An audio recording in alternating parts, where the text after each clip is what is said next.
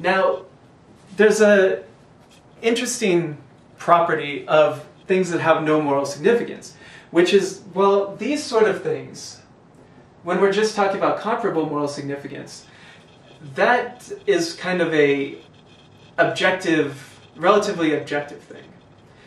But when we turn to talking about what sort of things have moral significance, remember we're drawing the line, so it's objective because all we're saying is it's comparable, right? We're just saying that wherever we draw the line, if we were trying to save people from having good coffee or from having bad coffee, right?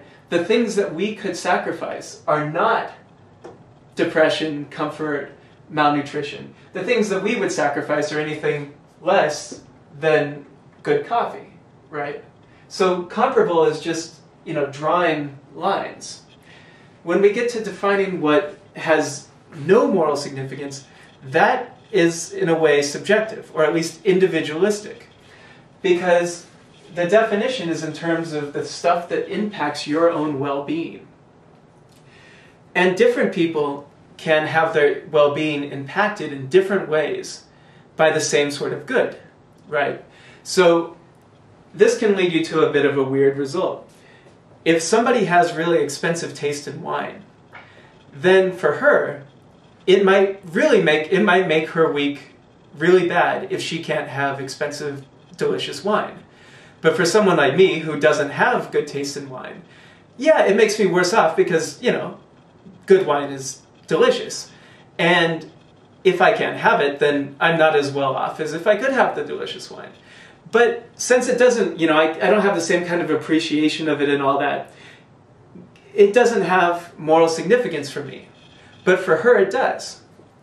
So now, think about what that means, right? If somebody's rich, and poor people don't usually have super expensive taste, if somebody's rich and therefore, expensive wines have moral significance for her, then she's not going to be obligated, by Singer's second version of his argument, to give up the money she would spend on that wine. But since I don't have expensive taste, I would be obligated to give up all the money, or whatever it is, that I would put towards getting that expensive bottle of wine. So in other words, the poorer person, or the person with less taste, is going to have less obligations. They're going to be obligated to give less things than the person with expensive taste. And that just seems a bit weird. It's not necessarily a problem, but it's worth keeping in mind because it does show the difference between the sort of things that are of comparable moral significance and the things that have no moral significance.